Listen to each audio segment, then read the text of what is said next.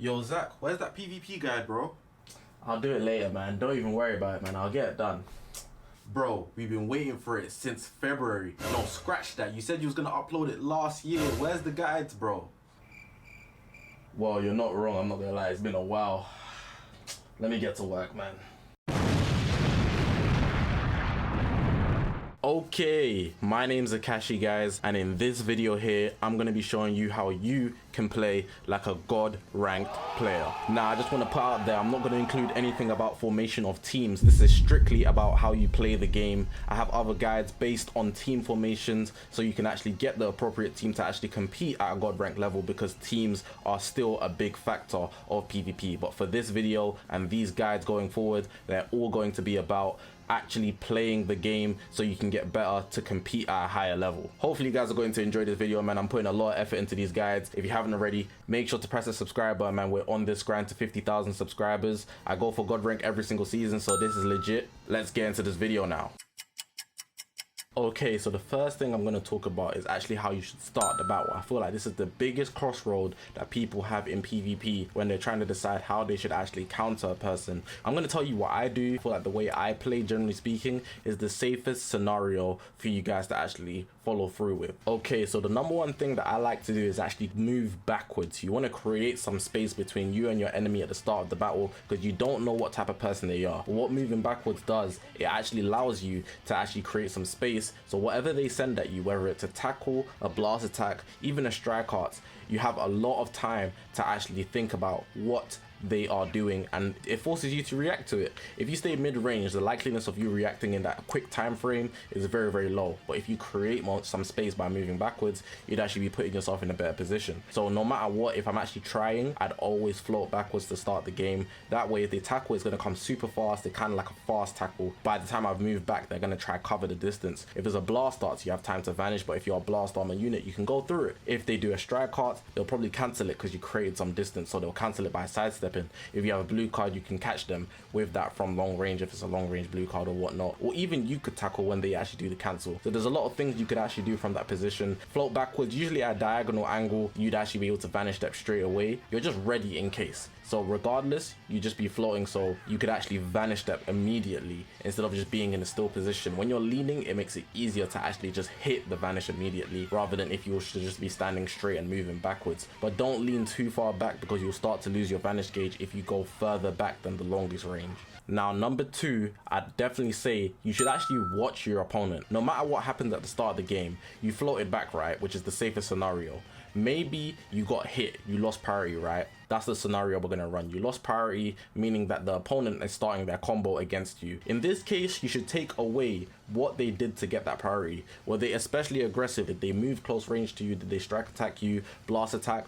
Or were they sidestepping a lot before they made that decision? Based on what they did, you can actually adapt to that so you can get the upper hand on them the next play. Most people, they work on a pattern system. We're humans, everybody's humans. Most people will probably do things twice before they switch up the third time because they feel like it's too much. But if you can adapt to it the first time straight away, you'll know exactly what type of player they are, and you can easily get the advantage after that fact.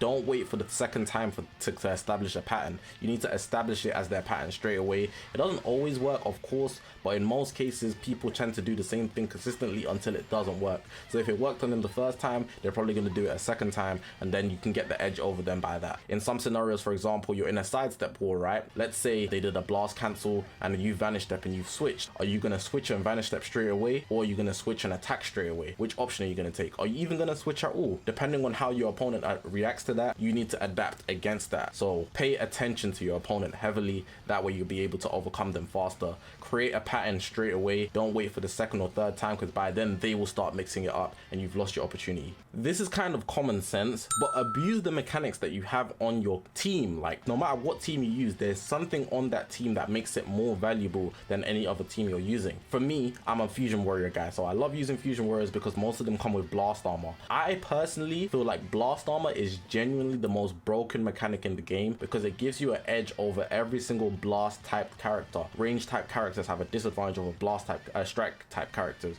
Especially at close range, strikes activate faster. At long range, you can blast through it and do a blast armor cancel, or you could go all the way through if you time it correctly. There's a lot more opportunities for you to win the game if you have a blast armor unit. So in that case, I'm going to abuse blast armor to actually get the edge over that. Utilize the things that they have in their kit. I don't know why you wouldn't, but take advantage of it. You need to play towards your strengths, not just playing like a regular game if you want to survive in these high ranks. This one is not a general tip, but it gets me the advantage over a lot of god rank players. It's not something that you should use consistently. This is like a special move I'm going to give you. Play the move that wouldn't make sense in your head. It's called taking a big risk. For example, in a lot of cases, a full screen strike is not going to work, but that's why I would do a full screen strike, because if the opponent has especially adapted to me playing, I might have been playing a certain way the whole game, but in the last 100 timer counts of the game, right, we're 1v1. He's expecting me to do a strike cancel, something like that, because it's more practical, it's more reasonable, and the likeliness of me getting a strike cancel off and getting priority is generally higher than if I just did a full screen strike, because if they just sidestep from long range, I'm done. So that's why I would do a full screen strike. It doesn't guarantee me the win, but you need to be able to take the risk to actually take advantage of games. It's not always in the scenario that the best play or the most common sense play is going to be the best option for you. In a lot of cases, the one that's not the smartest play would be the best option for you. So if you've played the whole game a certain way, in the last few opportunities of the game, if you play in such an unorthodox manner, you could easily win the game because of that, because they don't expect you to do these things, especially if they're stupid plays, like proper stupid plays. Full screen strikes are the ones that actually give me the most success. I know the enemy behind the screen is fuming, because why would somebody do a full screen strike when we're 1v1, we both have vanishes, and it's the easiest thing to dodge in the game. It's an actual NPC play, but of course, if they see it, they might not budge, and there you go. You've just got your parry and won the game. There are a lot of stupid plays like that, and I'm not going to dive into every individual one, but a lot of cases it's about going straight away. Oh, I could have activated my counter. I'm going to go straight away. He's probably not expecting that at all, and I'm going to chain all of these just to get him out. Long range striking. Playing a weakness against their advantage, like I said with the blast armor at mid range, like they're going to blast through it. It's very easy to actually adapt to. Things like that. Definitely take risks in PvP. Not always, but kind of strategize it to the point where they would think you're going to do a certain thing because you've been playing a certain way, then switch it up when they're last expecting it. The last thing I'm going to mention is don't be afraid to make mistakes and learn. If you play 10 games and you just watch your enemies, you definitely pick up something. You'd pick up something. And if they did something against you that worked, try do it for the next 10 games. You're not going to get better in one game. You're not going to get better in one day. It took me a good amount of time to get this good of a player. And I'm not saying I'm the best player, but I can get god rank every single time. Yes, stars are a factor. Yes, teams are a factor. But I'm sure with the skill that I have, I'd be able to actually make a lot of adequate progress to still reach the same amount of ranks. It might take me a lot more effort, and I might not do it as effortlessly, but I'd still be able to produce the same results. So definitely don't be afraid to take risks and learn from your enemy, man. Okay, so I was gonna end the video, but I decided I'm gonna actually add a recording and live commentate how I actually played, implementing everything that I do. And I didn't actually think to do everything that I do. I really just played off the dome, because it's actually how I play naturally. I've actually developed this playstyle to the T. I can play it when I'm relaxed, when I'm trying hard, whatever, cool. So a lot of people are wanting me to commentate over games, so I'm going to do that in this one here and explain key factors of the gameplay for why I did certain things for certain places, and explain how I was able to get the upper hand. So you'll see in this game I was actually getting destroyed. The player that I was fighting against, he got the first few priorities, meaning that he was starting combos on me, and what I was doing is actually just gauging how he's playing. Now I realized that he is not a joke, so I'm actually going to have to play up, and what I decided to do is actually go against the grain of how he's playing. So I noticed he's very aggressive. He'll float towards you and he'll actually dictate the pace of the game. So the only way for me to beat him is either to play it perfectly and play so patient that he can't catch me, or I out aggress him. And what I decided to do in this instance, I decided to out-aggress him. So you see once future Gohan switches in, the tides shift completely and he's just on the defense. Like, there's no way he's coming back the way I'm out-aggressing him. He didn't expect it, because I started the game letting him have the upper hand. Not literally, but of course he got the upper hand, and I took his playstyle from that and actually downloaded him, and then I actually flipped the scale and started doing things like full screen strikes, which he's not expecting, because he's thinking I'm actually going to play good because I was being aggressive. So I started doing stupid plays like full screen strikes, and it's worked. It worked twice in this game, by the way, and I'll do like breakdowns of the key factors after the game. But full screen strikes, I was moving up to him instead. I wasn't letting him breathe, basically, blast cards and whatnot. Just don't let him breathe if a player is playing like this. But simply implement everything I told you in this video. I'm going to go one by one. So at first, I started the battle by floating backwards to gauge how he's actually going to play me. And I noticed that he's the type to float forward quite aggressively. So I took that in my head. I also made a very key mental note of when I actually vanish stepped, I attacked him straight away to see whether he'd vanish step straight away. So I would have knew for next time I'd have to wait and I would have been able to catch him. Secondly, I watched him very carefully, which I just explained in tandem with the first step. So starting the battle, I floated back and I was downloading what he plays like, so I could know for the later plays, I take advantage of those and win the game.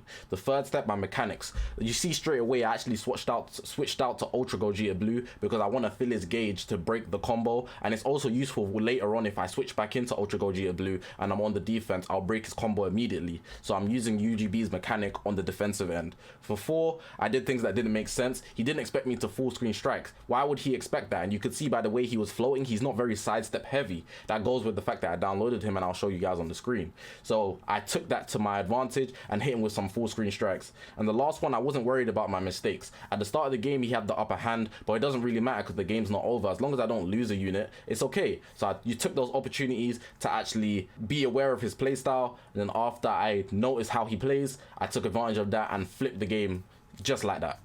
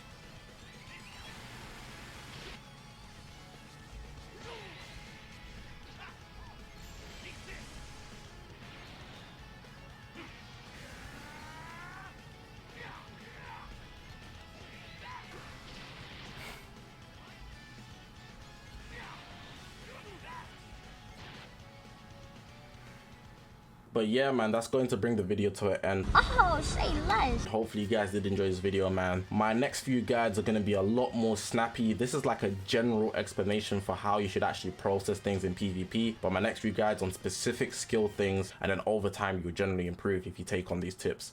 But I appreciate you guys for watching, man. We're on this grind to 50,000 subscribers. So yeah, just press the subscribe button, man. My name's Zakashi, guys, and I'll see you guys in the next one, man.